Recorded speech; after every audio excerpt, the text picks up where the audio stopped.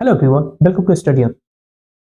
UCC बहुत जल्द पूरे देश में लागू होने वाला है और ये जो कानून है भारत लगभग 75 साल से इंतजार कर रहे हैं। गवर्नमेंट आई गई लेकिन किसी ने भी इतना हिम्मत नहीं जुटाया कि जो यूनिफॉर्म सिविल कोड है उसको लागू कर पाए। और इसके पीछे सिंपल सा रीजन था, वोट बैंक। आज भी इस कानून का जब जिक्र किया जाता है तो बहुत सारे ऐसे लोग हैं जिनको क्या होता है, उनकी समस्याएं बढ़ जाती है, वो बात ही नहीं करना चाहते। उनको ऐसा लगता है कि ये जो कानून है वो क्या है, मुस्लिम कम्युनिटी के अगेंस्ट में, जबकि सच्चाई बिल्कुल ऐसी नहीं है। तो चलिए इस वीडियो में बात करते हैं कि आखिर में ये जो यूनिफॉर्म सिविल कोड है अगर देश में पूरे तरीके से लागू कर दिया जाता है तो इसके क्या क्या इंपैक्ट देखने को मिलेंगे। एंड फाइनली ये भी बात करेंगे कि ये जो बुद्धिजीवी कम्युनिटी है क्यों इसका अपोज कर रही है। तो स्टोरी शुरू होती है ब्रिटिशर्स से। जब ब्रिटिशर्स भारत आए तो उन्होंने दो तरह का लॉ पे बहुत ज्यादा ध्यान दिया। सबसे पहला था कमर्शियल लॉ। कमर्शियल लॉ पे इसलिए उन्होंने ध्यान दिया क्योंकि वो चाहते थे भारत के जितने सारे धन है ज्यादा से ज्यादा क्या करे, लूटे। और क्रिमिनल लॉ को भी सेम रखा ताकि कोई भी किसी भी तरीके का अगर ब्रिटिश के अगेंस्ट में बगावत करती है तो उसको कड़ी से कड़ी सजा दी जाए। पर जब बात आई सिविल लॉ की तो उन्होंने कुछ खास ध्यान नहीं दिया। जो मॉडर्न सोसाइटी थी, खास करके जो यूरोपियन सोसाइटी थी, उस तरह का लॉ यहाँ पे उन्होंने कभी नहीं लाया। और इसका रीजन क्या था? उनके अनुसार ये रीजन था कि यहाँ के लोग उतने एजुकेटेड नहीं थे। बट कोई बात नहीं, हम आजाद हुए। 1947 में भारत आजाद होता है और 26 जनवरी 1950 को क्या होता है, कॉन्स्टिट्यूशन हमारा लागू होता है। तो कॉन्स्टिट्यूशन में ही लिखा गया है, directive principle of state policy में article 44, uniform civil code for the citizens.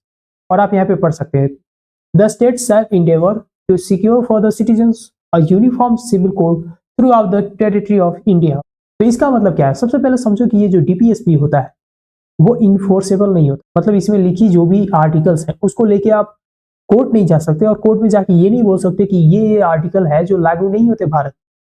ये देश के गवर्नमेंट पर निर्भर करती है कि वो जब चाहे तो इसको क्या कर सकते हैं, लागू कर सकते हैं। तो दोस्तों अभी तक 75 साल बीत गया है और आज हम बहुत दूर आ गए। और इतना आधुनिक बनने के बावजूद भी बहुत सारे ऐसे मुस्लिम कंट्रीज हैं जिनके पास बराबर लॉ है लेकिन हमारे पास नहीं है। हमारे यहाँ जब भी इस लॉ का बात किया जाता है तो मुस्लिम कम्युनिटी के जो कुछ चुने हुए जो नेता है वो इसे बार बार क्या करते हैं, पॉलिटिसाइज करते हैं। तो आप समझिए कि अगर क्या हो, यूनिफॉर्म सिविल कोड अप्लाई कर दिया जाए पूरे भारत में तो सबसे पहला इसका प्रभाव ये होगा कि एज ऑफ मैरिज जो है, शादी करने की जो उम्र है, सारे कम्युनिटी के लिए सेम हो जाएगा, चाहे वो सिख हो, मुस्लिम हो, ईसाई हो, किसी भी धर्म के हो, अगर भारत में हो आप। और इसकी वजह से क्या होगा, जो लड़कियां ग्रेजुएशन नहीं कर पाती हैं वो भी कर पाएंगी। सेकेंड नंबर पे जो डाइवोर्स का रूल्स है वो सबके लिए समान हो जाएगा। जो मुस्लिम कम्युनिटी की महिलाएं जिनको तलाक तलाक करके दे दिया जाता है उनके लिए भी ये जो लॉ है समान रूप से लागू किया जाएगा। हालांकि ट्रिपल तलाक तो लागू है बट उसके बावजूद भी बहुत सारे ऐसे केसेस आते हैं जहां पे क्या होता है, उसको बाईपास कर दिया, लेकिन यूसीसी के बाद कोई भी बाईपास नहीं कर पाएगा।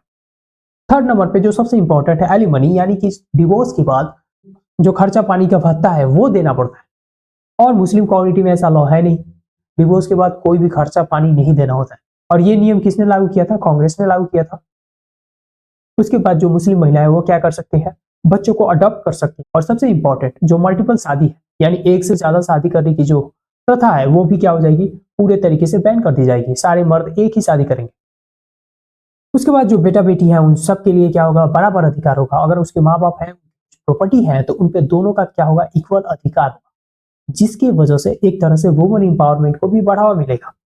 देखिए दोस्तों, आधुनिक समय के साथ क्या करना पड़ता है, हमारे समाज के जो तौर तरीके हैं उसको भी बदलना पड़ता है, नहीं तो हम बहुत पीछे रह जाते हैं। आज भी अगर आप देखें कि बहुत सारे ऐसे कंट्रीज है जहां पे शरिया लॉ लगा है, जैसे कि अफगानिस्तान हो गया, ईरान हो गया, सीरिया हो गया, ये सारे जो कंट्रीज है यहाँ पे क्या शरिया लॉ है, लेकिन वहाँ का जो सिविलियन लाइफ है उसको आप कंपेयर करके देख सकते हो। यूएई से अगर कंपेयर करो, सऊदी अरेबिया से कंपेयर करो। और इसी के कारण आज के दिन में यूसीसी इंडिया के लिए बहुत इंपॉर्टेंट है, क्योंकि इंडिया जो है एक वाइब्रेंट डेमोक्रेसी है और जहाँ पे सबके लिए क्या होना चाहिए, समान अधिकार होने चाहिए।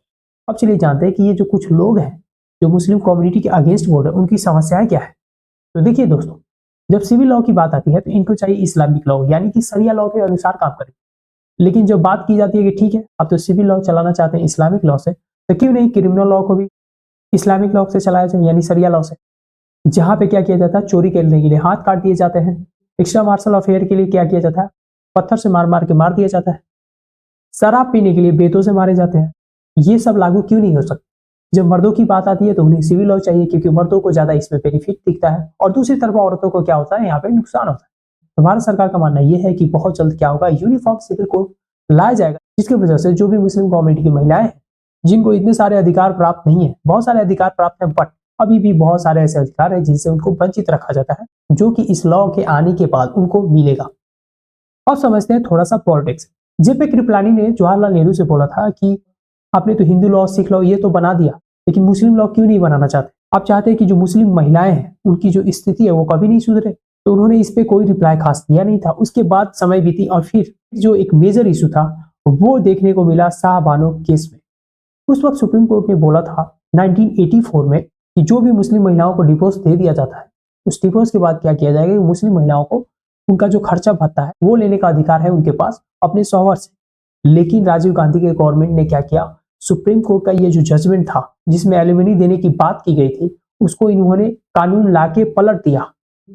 इन्होंने Muslim women protection divorce act पास किया और इसके अनुसार इन्होंने क्या किया, 1996 में वो जो पूरा कानून था उसी को बदल दिया।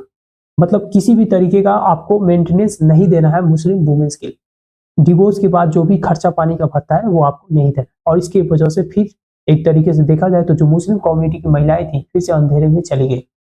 उसके बाद बीजेपी का जो गवर्नमेंट है उन्होंने क्या कर लिया, इसको अपने मैनिफेस्टो का एक हिस्सा बना लिया। ऐसे ही इन्होंने क्या किया कि जो यूसीसी है उसको अपना प्रमुख एजेंडा बनाया और उसके बाद अभी तक उनके जितनी सारी पार्टियां हैं अभी तक क्या कर रही है, उसका एडवोकेट कर रही है कि पूरे देश में क्या होना चाहिए, सिविल लॉ जो है वो आनी चाहिए।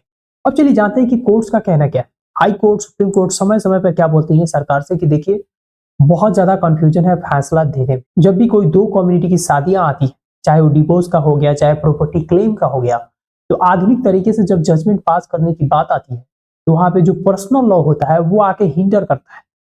तो ऐसे में काम चलने वाला नहीं। तो सरकार से बार बार ये बोला जाता है कि सरकार क्या करे, यूसीसी को पूरे देश में लागू करे, जो कि एक आधुनिक नियम है जिसके तहत जो आधुनिक समाज है वो रन करने चाहिए। और इसी बात को लेकर सितंबर 2019 में सुप्रीम कोर्ट ने बहुत ही इंपॉर्टेंट सलाह दी थी कि भारत अभी तक यूनिफॉर्म सिविल कोड लागू करने के लिए कोई कोशिश नहीं की गई है, जबकि संविधान निर्माताओं ने अनुच्छेद 44 में नीति निर्देशक तत्व के तहत उम्मीद जताई थी कि भविष्य में ऐसा किया जाए, और अभी तक नहीं किया गया। 75 साल बीत चुके हैं।